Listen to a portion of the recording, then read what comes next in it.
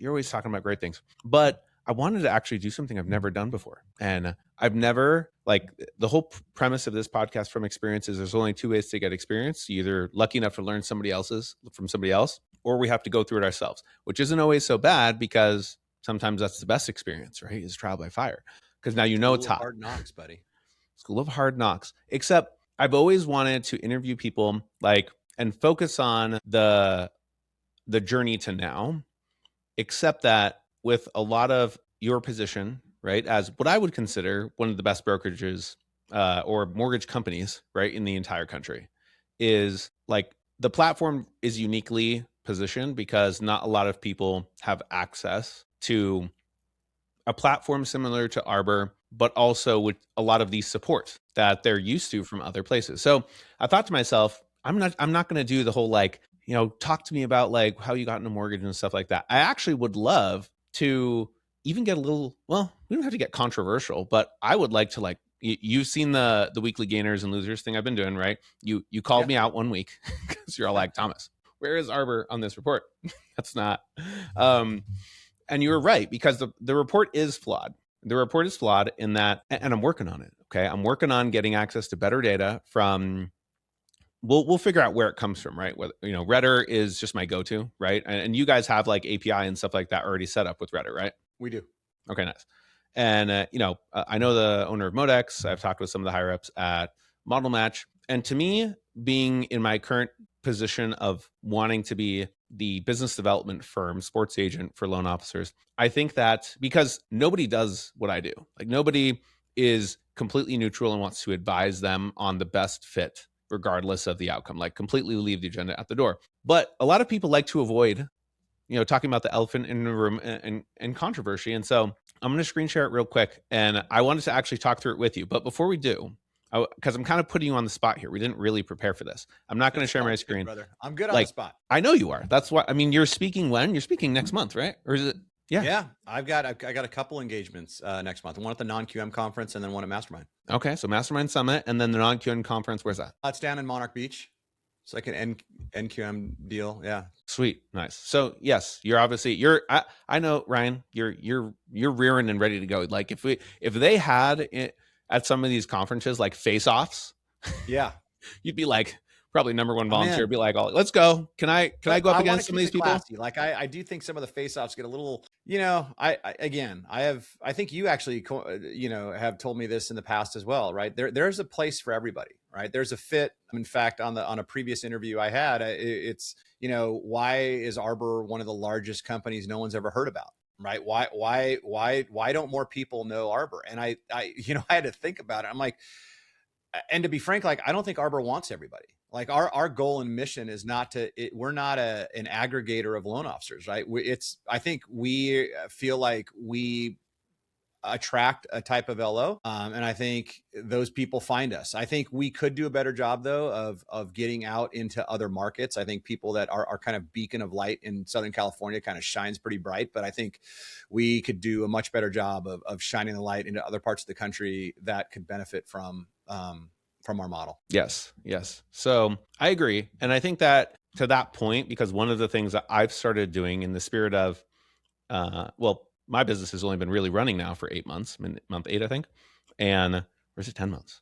Might be month 10. Gosh, time has flown. It's like your business is like a child, dude. You better get that date right. You better know the birthday. What I've realized though is people are scared and they just don't want to admit it.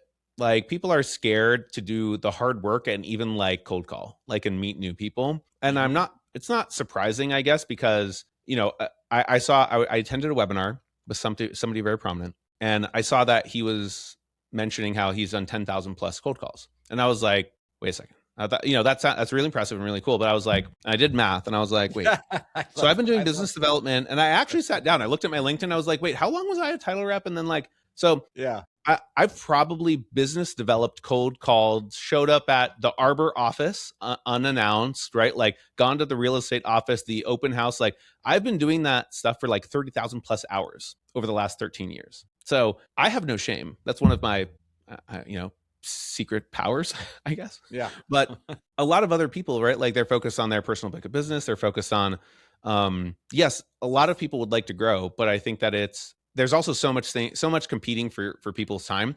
And here we'll pull up really quickly because we're using Redder, because I'm just so fond of Redder. Like, I just like the layout, man. It's just I have access to a few of them now, but um these are top IMBs, right? And if you just combine it, like, let's just combine all of it. I'm not going to include banks, right? Because banks, those loan officers don't have their own personal book of business. When you look at the list, the mortgage industry is full of cowboys and cowgirls at this point, right? Like, if you're allowed to get away with it, then you can build something where it's to your benefit. And I don't even think that's necessarily immoral. It's just beauty is in the eye of the beholder. You have a lot of people recruiting to very large IMBs, and they're doing it because they're allowed to, and there's something in it for them. Is it immoral? Well, I mean, if we were to have a conversation about the interest rate, like, what is the value that we're passing on to the consumer? Well, I know where you stand on some of this, so we're going to get into it. But before I bring up, I guess, just the brokers, like, what thoughts or feedback, comments do you have on that? On which part? On individuals, right? Cowboys, cowgirls, right? That thing. Like, people are allowed to build divisions, regions, etc., and then recruit in underneath them. There's some layers added to that. Like, I know that you've, I guess, recruited some of those people away. You have a lot of conversations on a weekly basis with people. What are some of your thoughts on, I guess, the current state of the mortgage industry, companies trying to recruit and grow? Like, what's healthy and what's not healthy? Well, I mean, it's a great question. I think it's complicated, though, right? I think that, and it's hard to really thumb a right answer. I think that if you're a company, like, just regardless of whether we're in the mortgage industry or not, right? I think that growth is, our goal. A company's goal is to grow, right? Assuming that you have a good product and assuming that growth means more profitability, more profit for your company, the goal is to grow. And so obviously in the mortgage space, right, that means we need more loans. And in some cases it means more loans, but is what you're kind of witnessing now, people are acquiescing volume and acquiescing opportunities and kind of like sidestepping loan officers to a certain extent, to where they go out and they're buying massive servicing, making servicing deals, right? Because the revenue and the profit train that comes into some of these companies doesn't necessarily all just come in through the front door on the origination side. So I think that's something that originators are going to want to pay attention to more and more. In fact, I recently just put a post out talking about, like, really understanding, what do you own? Like, do you own your database? Do you own, like, who are you working for? What is actually yours? I think that is really important. And I think that what's interesting, as you start talking about, like, how mortgage companies look to grow and how they fragment through branch managers and branches and RVPs and EVPs and all these things, I think that's a good strategy. I think when you are, again, like I mentioned at the beginning when we were riffing, like, Arbor's had a hard time expanding our brand to to the east. Okay, well, how do we fix that?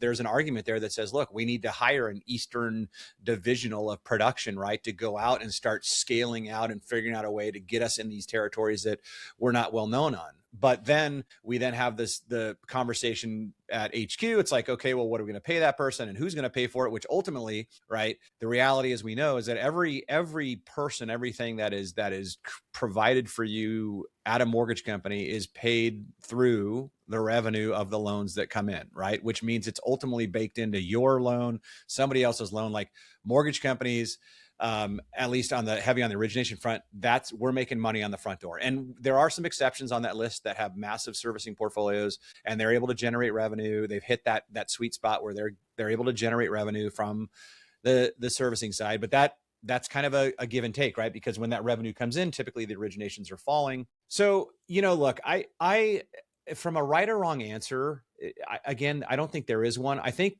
the guiding principle that we have is really just, and you'll probably hear me say it multiple times, it's just transparency, right? It's like when the people come out and you add layers and you add more people into the mix, right? And, are you willing to tell the person that's going to come work for you, like, what it is that you are going to be paid on their transactions, or do you not feel good about it? Right.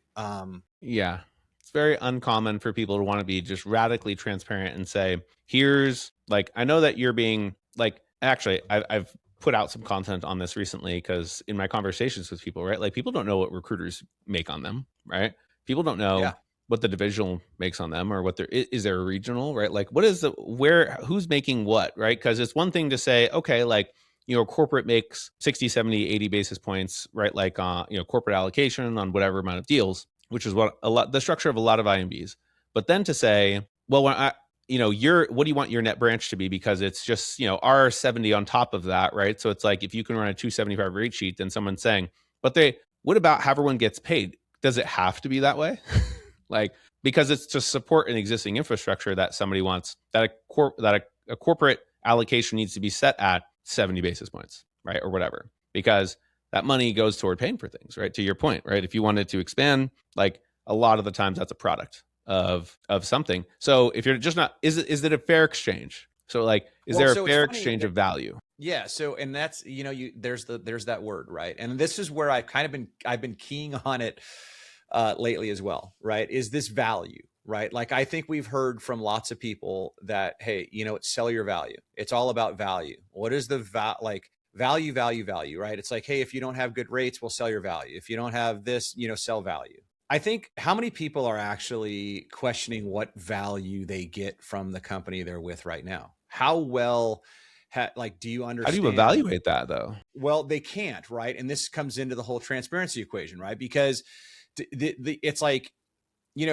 how do you know whether or not you're getting value for what your company is providing you if you don't know what the cost is to you, right? I think that to a certain extent, if loan officers that are out there working for a company X, Y, and Z, were like, wow, like, you know what, I love this, and these are great tools. But if I told you, it's kind of the same thing. Like, if I told you, like, hey, this car is awesome. It only costs $5,000. You're like, dude, I'm getting so much value for this car. Right. But then all of a sudden, like, what if I told you the car is like $250,000?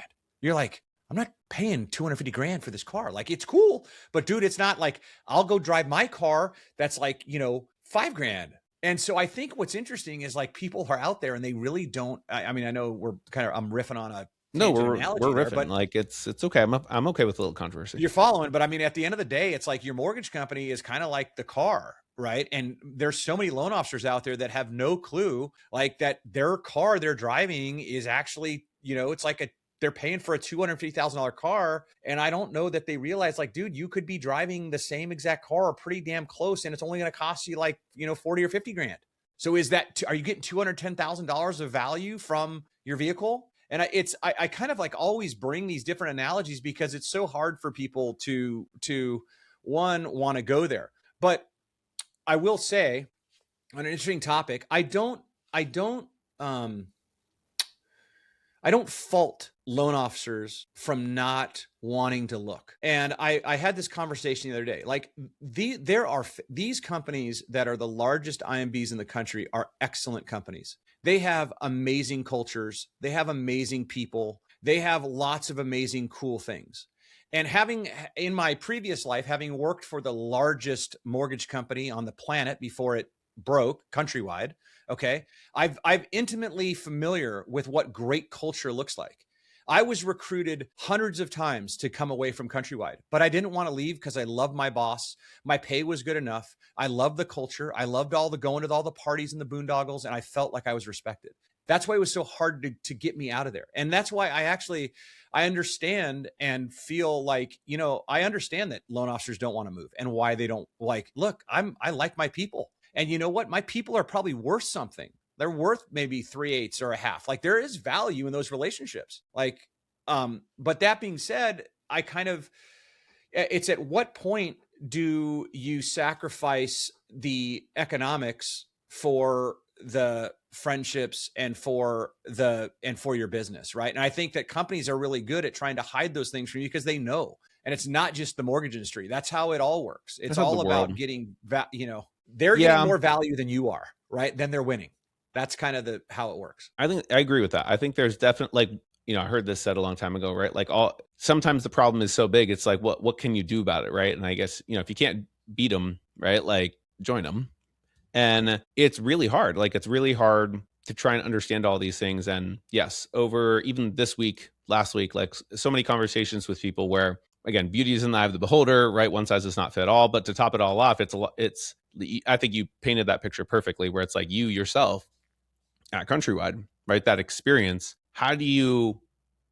it's only through experience, right? And it's only through going, like, I'm thinking of my friend Eric, right? Like, he eventually ended up at a place where he was like, you know what? I just don't need all these things anymore, right? Like I'm self-sufficient enough, and I don't want to say matured. It's like you could call it mortgage maturity, right? And sometimes people grow at different paces and in different ways. There's no wrong way, I guess, to be. It's more people need access to more of the information, right? If you think about wealthy people, Well, right? and It's like if you had access to the information, you could be wealthy too. But just because in the mortgage industry, I'm making, 150,000, or 200,000, I could be making, 250, 300. Well, how much is enough? Like, and everybody has to discern individually sometimes about that. So yes, I agree with you that that's a factor in this, is everybody's individually processing what is valuable to me. Go ahead. Well, here's what and this is why I think what you're doing, and I really love the approach of your company, and why I think the way you're approaching it is so valuable. And I'm going to keep riffing on the story of Countrywide, right? So while I said I was recruited, thousands of times to leave and go other places, I did take a call, and I took a call from National City Bank. And there's some people, probably some OGs that are going to watch this podcast that might remember National City Bank. They were really good at doing HELOCs. And what got me to pick up the phone and listen to them was the offer. Like, the number that they were going to pay me was at a level, and I was feeling like I kind of felt I was overpaid already, but these people were going to like really pay me a lot of money. And I was like, wow, like that. And it got my attention.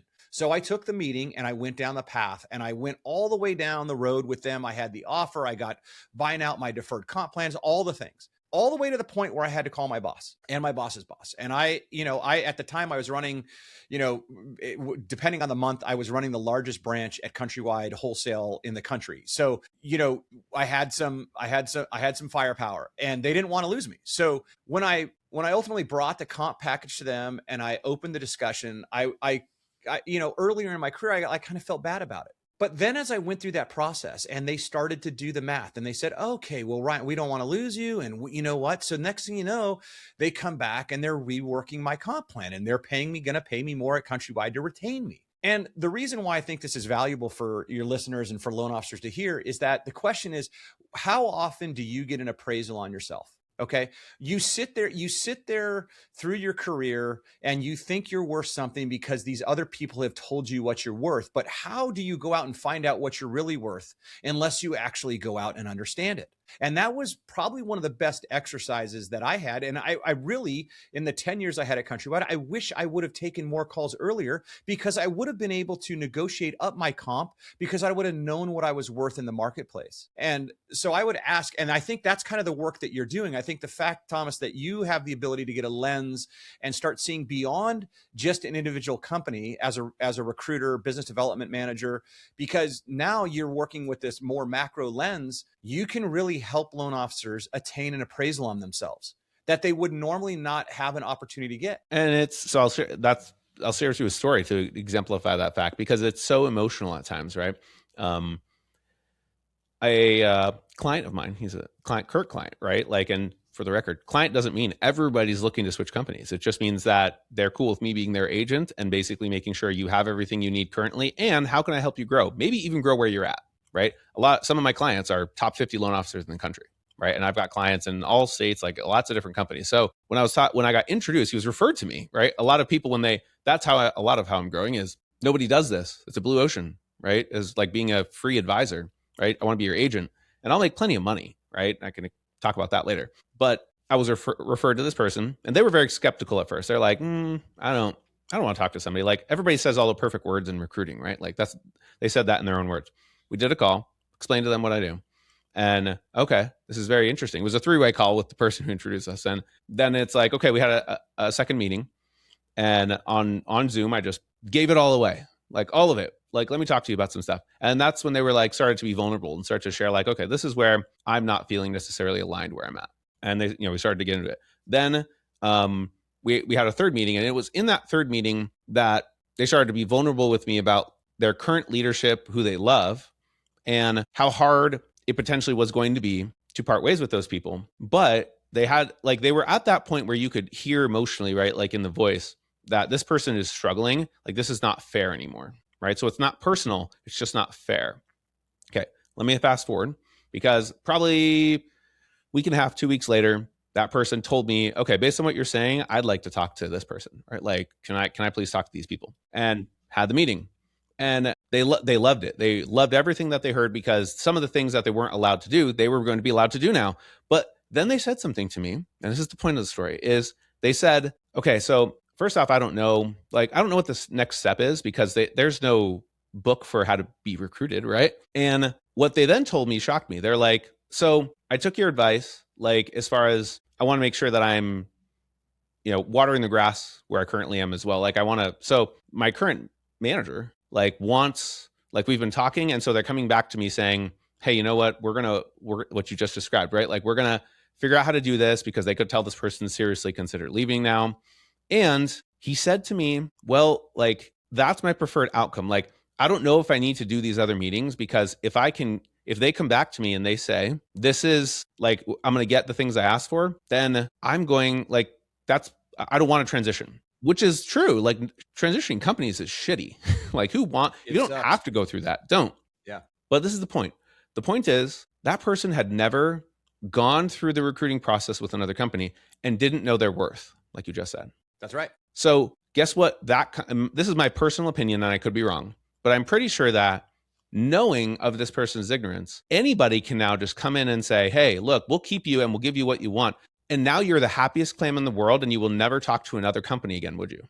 Because you got everything you wanted. And who's to say that they don't change the deal after? Well, I was going to say, or then start to step on the rate sheet in some way, right? Or maneuver things. And you will never, now out of loyalty, because you got what you wanted, you're never even, if you didn't even go down the road to talk with another company to figure out what they thought you were worth, how do you know the deal they even offered you was a good deal? They just gave you enough. They gave you enough to keep you happy. And then how do you maintain integrity on that deal, right? Like, how do you make sure? Because now, and to me, it's a psychological game in a way, where and I don't know for sure it was happening. It's dangerous. It's dangerous to be in that place of blind faith, right? Like, blind faith that everyone is being honest and staying in a place of integrity, because you hear it all the time. I know so many stories of people who just get the shit end of a stick, want to believe, right, and place faith in people. But there are a lot of manipulators out there. There are a lot of people who will put their agenda at the very front of what is to be accomplished. And it's going to, I mean, again, beauty being in the eye of the beholder, like, all of that stuff's true. I'm all for loyalty, etc. But when you don't know, like, so I had to tell him, I was like, you need to go through the process. I was like, I do not recommend you stop. Like, you need to finish this, because all the reasons I just said. Well, and again, like I said, I was going to say this word over and over again. So transparency, right? So to your point, the problem in the story you just relayed, right? The problem got solved, right? The company, and again, for all the aforementioned reasons of culture and friends and all the things and comfort and all the why I want to there is a reason the company says, hey, I will match this and we'll do this. And to your point, the loan officer's like, okay. And they're, business owners, they're not dumb. These guys are running big companies for a reason. And this is the first time this has happened to them. It's just the first time that this originator has brought it up. That's right. That's right. And so and this is where, like, it would be so awesome that like, if I wish I could have all the tools and the things to show loan officers, like, there was almost like I call it a transparency. Maybe I'll start working on that. That's being my next Claude project. Maybe we should work on that together. Yeah, dude. Well, because, like, when people see OB, like, I think, like, Optimal Blue, like, most people need to realize that when they're pricing the IMB channel, typically they're going to be pricing in Optimal Blue, some version of it. And if they were able to see the back-end admin panel of what the mortgage banks are actually able to control and how granular it is, you would understand that you could go and tell that story and they're going to give you everything they want. But whether it's a week or 2 years, because you're not, the loan officer is not going to say, well, I want you to promise me and validate with me every month that your margin is this and my share is this and I'm going to get this, because all you're going to focus on is what's your bottom line, not the overall bottom line. So and that, in our business, when we're in the business of selling money and selling rates, dude, they can go in the back of OB, they can turn a knob and it could be like 0.1, it could be 0.2, 0.3 basis points on any given day they want, on any given product they want, and regain whatever it is that they were able to, what you felt like was a concession that never really was a concession, because you don't have transparency. You can't validate it, right? They're just words. They're not, but we work that. And that's another thing I would probably tell loan officers to hang on to we work in a world of numbers, okay, and words, but the numbers are what drive our business, our profitability. It's what drives your commission, your compensation. And I'm so fascinated that so many people don't know the numbers of how they get paid.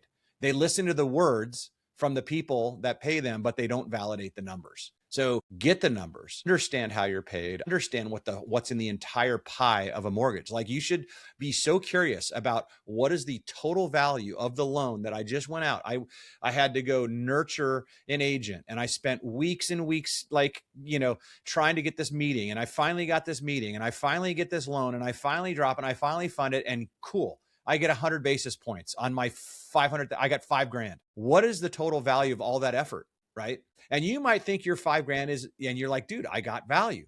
But what if I told you the loan is worth 30 grand? What if all that effort was worth 30 and you got 5? Do you still feel like you have a good deal? Yeah. And And how again, do you have, do you even, that's how you evaluate a fair exchange of value, right? And there's also the fear, right? Like the fear of trying to replace it because it's real, right? Like there's psychology involved in it, and there's there's a company I thought about signing up for their program, and so I signed up, and then I got started going through their process, and in the actual like interview thing, because they want to qualify you as like, how, like, are you serious about buying this? I was very unimpressed with the person that actually interviewed me, because I could feel all of the sales strategy coming out. Yeah. Like Right. they're like all the classic stuff where it's all like, oh, so like, would it sounds like if you feel like, we agree that if you're getting enough value from this is something you want to move forward with, right? Like they're doing that the entire time. And in the mortgage industry, it's so much more subtle, because this is relationships and high level, like emotional stuff, right? Like a lot of these leaders, it's you don't smell that, right? Like maybe once in a while, like there's some people who you can smell the sales breath,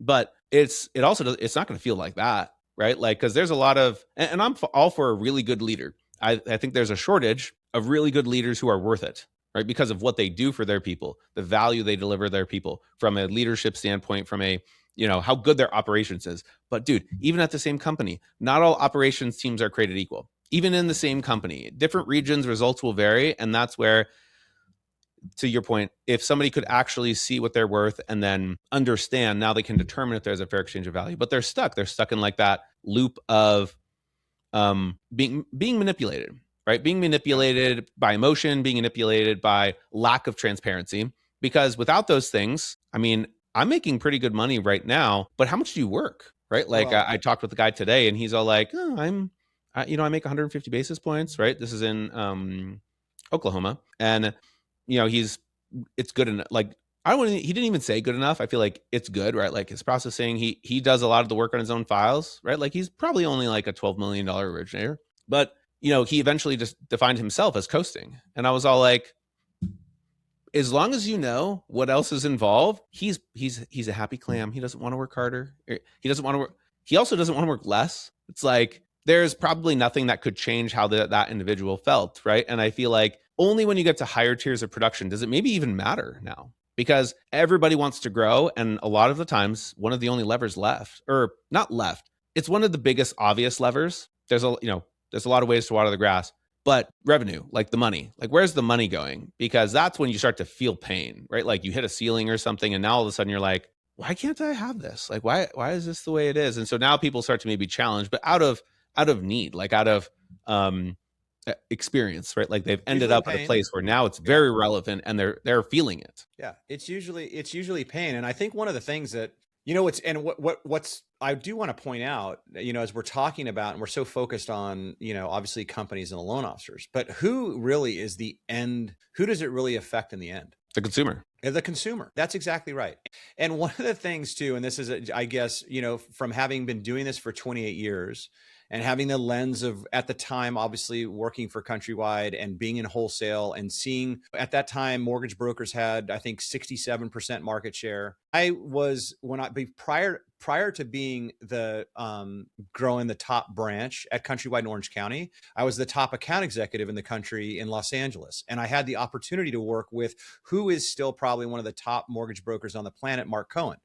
And one of the things that I just, stands out to me to this day with how watching the evolution of our business over the last 28 years is, back then, okay, mortgage brokers on a prime transaction were going out and making 1 to 1.25. So 100 to 125 basis points was what they made. Okay. And then the wholesalers, the aggregators, we had about probably 3/8 to 0.5% of margin in there. Okay. So the total cost of the mortgage at the time, for the consumer was like, call it 1 5/8 or 1 3/4. You start looking at, and this is it's such a bummer, but at the end of the day, like the ill effect of 2008 was this massive inflationary effect on the cost of mortgages to the consumer. And the constructs, the IMB constructs, which they were born out of that 2010 experience and all of the additional regulation that was thrown on them and basically unfooting the entire rest of, there were no more options. That cost structure has now been to where when you look at the overall cost of a mortgage, I think they came out, I don't know if it's like 11,500, whatever the number was. We're talking like, we all know what the rate sheets are, 300 basis points, 350 basis points. It's like double the cost to the consumer. And like, here we are in this like housing affordability crisis, and we're selling loans that are like twice as expensive as they were on houses that are twice as expensive as they were. Like, what do we, again, that doesn't get enough playtime, but I do think that, and I'm just going to put a pin on it with this. At the end of the day, whether or not you want to take an appraisal on yourself to better your own economic situation, I would almost urge loan officers to get an appraiser on themselves so they can actually do better for their customers. Because at the end of the day, like, I don't know, maybe there's some people out there that don't give a shit about the customer, but my job. Well, I see it in with some lending practices out there. There are those folks. Well, people say one thing and do another a lot, right? Yeah, like, believe somebody when they show you who they are, right? Like, because actions are louder than words. Exactly. At the end of the day, we all know what enough is. We all know what's available to the consumer to get what the quote unquote close to the best deal is. And if you know that you're selling a quarter, a half higher interest rate to the consumer than what they could ordinarily get, what are we doing? That is broken. Your job as a loan officer in this business is to go get your consumer. Yes, close on time. Tell them what you're doing. Be an expert in your business. That stuff is just the bare minimum. But your job is to deliver the goods with the best program, the best rate, the best terms that you can find in the marketplace. If you're not doing that, then you better start asking some questions on ask yourself that question, because if you want to answer that question for yourself, it's going to start unlocking all the answers to the previous things we were talking about, Thomas. And I love that. I also think that a little bit of what we've talked about, from the experience vein, is only once we maybe suffer do we actually care, because it matters, right? Like, but think of Orange County, right? Like, I'm from Orange County, right? And now I'm here in Columbus, Ohio. One of my new clients who's here in the Midwest, dude, he golfed 150 times last year. He's with one of the biggest IMBs in the country. And he's like, dude, I don't need more money, right? Like, he's also extremely confident, right? Because it's like, he knows that the value that he delivers all of his clients. And could they get a better rate? Yes. But you know what? The clients in his market don't care, right? Because it's... But what does that say, though? But wait. Because it does say a lot. It says a lot. However, that's part of the question that a lot of people like individually have to soul search on themselves, is because like it's led to, like, from Orange County, I think a lot of people ended up suffering. I pulled up the numbers, right? Like, I could do it right now on Redditor, but I'll make it up for now, right? Like, when you look on Redditor and you say, okay, out of all the loan officers who did at least a reasonable amount of production, let's say 10 million, right? It's probably now, I don't know if I'm making it up. Is it 70% broker and 30% IMB? For what? For the amount of loan officers who did at least like $10 million, or more in annualized production. I'd have to go dig it up. It's more like, it's not 50-50 and it's not like 60-40. I'm pretty sure it's like the amount of, and in a way it's because of how damn competitive it is. And, when I moved here, my realtor, who's one of the top realtors in all of Columbus, she even said to me, yeah, like the Midwest probably lags behind some of the other markets, like, West, East Coast by like 3 to 4 years. And, culturally it's different here. And so I share all that because you have to be mindful of what the customer wants. Like, sometimes you have to give the customer what they want. And yes, it is like, I want to be mindful of your time, just because I know you might have something easily. I want to take it once. I want to At a point, and I want to make sure that I hammer this home, because this word is not used enough in our business. And what's interesting is, being licensed in California, the DRE, it is used, right? I have a fiduciary responsibility to my clients. And I think, like, if you don't know what a fiduciary responsibility is, or you don't think you have one in our business, then you need to go do some soul searching. And you should ask whether or not the company that you're with actually feels that they have a fiduciary responsibility to the customers, to your customers, because that is what it is all about, right? Like, if they don't have a fiduciary, then then I think you started off this podcast with, it's like, whatever, cowboys and Indians, like Wild West kind of thing. It's like, then you can kind of make it up. You can make up the rules as you go, because you're not driven to deliver the best output to the customer. You don't have to, because it's not part of your core principle. But if your core principle is rooted in a fiduciary, then I think that's, I guess, maybe one of the big differences here at Arbor, because we are started in California, because we started as a DRE shop. Like, the fiduciary responsibility is in our DNA. Like, there is not an option to not give the client and go search for the best deal. That's why we stuck and we're in the broker non-delegated space. Yes. I guess, and I agree with you. So when I wasn't trying to come off like I disagree with you, although I'm all for a healthy challenge. I felt like you were agreeing with me. I am, because I think that when people don't suffer, right, it's, why would they even care? Yeah. Right? Like, I'm not suffering, and the client isn't suffering either. So do you have an extra 2 minutes or 3 minutes? Yeah, for sure. Okay. So I'm going to ask you a question. I forget if I've asked you this or not. So it's an analogy I came up with, and we like analogies, right? Like, you're talking about some stuff. Dude, so acronyms and analogies. Well, actually, it's a car analogy. So great. You already used a car Let's analogy. Go. So hypothetical, right? Let's say that tomorrow. And so I'm going to ask you a question, and there is no right or wrong answer. Okay. So, but I'd like to hear your answer. Hypothetical, tomorrow, you need a new car, right? Like, your car is 5, 6, 7 years old. You're like, yeah, it's time, right? So we live in 2026. Okay. I have Claude. I have realcartips.com. Like, there's Instagrammers out there, like, giving all the tips and tricks away. You're like, you do the research, boom. This is the car I want. This is how much it costs. And I know people out there are getting $5,000 off MSRP. It's happening. It's right. I can look at it, right? Okay. So a couple days later, you call your first dealership, you talk with them. They're like, oh, you're going to come in. They do the whole bullshit thing, right? Where it's like, come in. And it's like, nobody wants to do that. All right. You finally get somewhere with the dealership, and they're like, okay, I'll talk to my manager. Hey, super happy for you. $1,500. We're going to get you $1,500 off MSRP. That's so rare. Like, oh my gosh, I'm so happy. You're all like, no. So long story short, over the next week, right, do more research. You get some stuff in writing, right? We don't spend, like, it's like, I'm doing it right now, by the way. I'm looking for a new car, and it's like, oh, that's right, that term. What does that term mean? And I'm all like, oh yeah, like, okay, and like, yeah. I have to familiarize myself. I don't do this all the time, and so now I'm at a place where it's like, so back to you on your third dealership, right? Because you've talked with people, hey, here's the deal. Like, this is what I want. Okay, hey, talk to my manager. We're gonna give it to you, $5,000 off of MSRP. You're like, boom, exactly what I wanted, exactly what I knew I could get, right? You spent the time, sometime, right? And you got that deal. So, and analogy question. It's a question of morality. How does it make you feel, right? Hypothetically, that that salesman who sold you a car, right, and $5,000 off MSRP to the customer right before you gave $8,000 off MSRP. Is he immoral, or is he an immoral salesperson? Is he an immoral person? Well, this again ties into the fiduciary, right? That is what happens when you are in an I want to say unregulated, but to the extent that there is no fiduciary responsibility, like automakers do not have, it's not a thing. They're in a for-profit. So if they can snow somebody, if you can't get a better deal, it's kind of like an open market in that business. And so to a certain extent, as a consumer, I guess you have to accept your fate that you are in an industry that requires you to do that.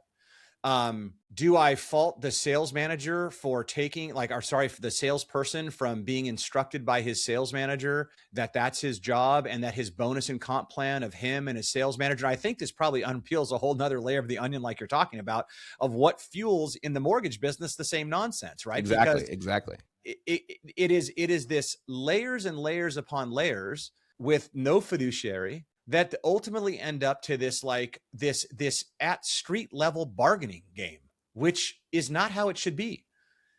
And it doesn't have to be that way. So I think I've heard you bring this up, right? The mortgage industry is like the only industry where you have a fiduciary responsibility to the consumer. But you don't, like doctors and attorneys, right? Like have a fiduciary responsibility, et cetera, kind of thing, right? But in the Yeah, like mortgage we don't industry, have not that like the they don't do financial it. Like, have I heard advisors. you say it? No, so financial advisors have the fiduciary, right? And there's some that don't, and some that do. And what I find interesting in our business in the mortgage industry is that they're, you know, fiduciary, like your banks don't have the fiduciary to the client, right? I find that interesting. I find it interesting that California, through our like, you know, through the Department of Real Estate, no less, not the Department of Corporations and the DFPI, they do not have the fiduciary, right? It's written in there that you're supposed to blah blah blah, but it's not spelled out. And I think that I don't know. I find it interesting that in that and whether or not people are going to practice it and walk the line, that's a whole nother, that's a whole nother discussion we could have. But at the end of the day, whether or not we throw the word fiduciary or not, it's just as a person, as somebody who, and I don't want to sound overly cheesy or overly righteous, but at the end of the day, like I'm an originator. I still originate, right? And yes, do I make profit on my clients? And is there that exchange of value? But um, I at least have like a lot of comfort and confidence knowing that the solutions I deliver, because of the transparency I have, are as good, if not the best in the market for that consumer. Like I'm not operating in like a foggy box where I'm out selling something that I think is good. I think it's the best for the consumer, but I really don't know. Okay. Yeah. And thanks for humoring me, because I hear both answers. I hear in the middle, like to each their own. I hear people say he's immoral, and I hear people say no, it's fine, right? And it's because morality, right, like is a little bit like, well, not according to my dad, right? Like we argue about what the truth is all the time, right? Like when you talk politics and religion with some people, right? Like it's very heated, so we'll avoid that. But so I said earlier, right? Like the mortgage industry, that is the mortgage industry, right? Like that whole car salesman analogy is, if you don't know what you don't know, and maybe that person in the hypothetical, right? They weren't looking for 2 weeks like you were. They were looking for 90 days. Yeah. And they invested time and energy to save money, right? There's 3 forms of currency: time, money, and energy. So they invested their time and energy. And that is how it works, right? Like, is you have a lot of cowboys and cowgirls. And if you can get away with it, is it immoral? Like, because you didn't ask more questions, and they're banking on, just like a lot of these dealerships. This is mean, I guess, at this point. I'm picking on dealerships, but they're going to give it, they'll lose their shirt on one deal, but they know they're going to make it on other places. And so they're playing a different game. And sometimes it's a shell game, because the discounts, just so you know, like I have a good buddy of mine that runs a dealership, and the dealership pricing structure is basically on a letter scale. It's A through F. And depending on the discounts, like the salespeople know, like you start at A and they move down to F, and depending on, friends, family, all the other discounts, like you just, and that makes it a very easy, like compensation grade for those folks. It's like, okay, if I sell an A, I get this. If I sell a B, I get this. If I sell a C, I get this. And it's this, whether you, and again, that just comes into sales, right? Because sales, and that is.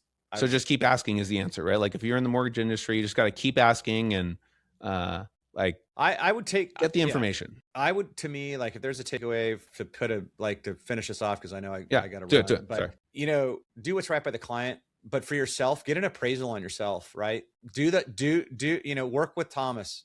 Find out what your value is. Find out what you're worth. Because whether you use that power to negotiate at the place you're at, or you use that power to go to someplace else and create a new life and a new opportunity for yourself, like knowing what you're worth is the most important thing you can do. And it is so rarely done.